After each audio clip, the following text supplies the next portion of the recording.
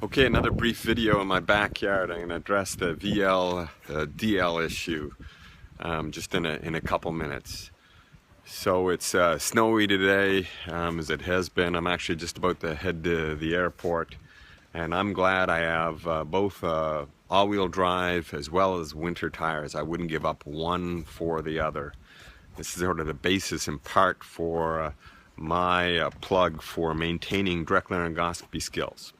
So really, when we look at the issue, what we need to do is figure out what's the benchmark that we should have for first attempt success with direct laryngoscopy. And I think it's pretty clear based on two large studies, the recent publication from the NEAR registry of over 17,000 intubations, and as well as the Scottish study. And if you look at the first attempt success rate for DL, in those two studies, it was between 84 and 85%. So when we're looking at all the rest of the studies, we really need to compare to this benchmark, large number of patients.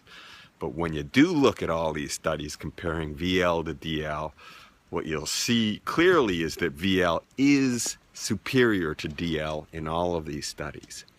But the VL first attempt success rate is still in the range of 75 to 77%, so less than the benchmark of historical data for first attempt success rate with direct laryngoscopy. And the more concerning issue is in all of these studies comparing VL to DL, the DL first attempt success rate was anywhere from 40% to the mid-70s.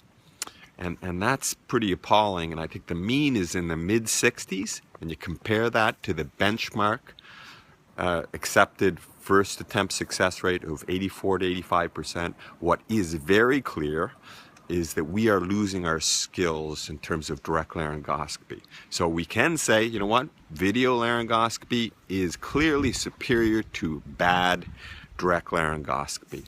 But having bad direct laryngoscopy skills really isn't acceptable, no matter what anybody says. And this is the reason why, is that in upwards of 25% of cases, we're going to have to employ our plan B. In other words, our first attempt approach has failed, so we have to do our plan B approach. And the one technique that's been shown over and over again to rescue failed VL is direct laryngoscopy. And the problem is we're losing that skill. And I don't think that there's any reason that we should accept that. If we're going to own the airway, we need to own all the airway. So it's about being good at whatever your plan A is, but you have to be equally good in your plan B as well as your plan C. You know, the FAA report about the greatest risk to air travel is our increasing dependence, pilots' increasing dependence on technology and automation.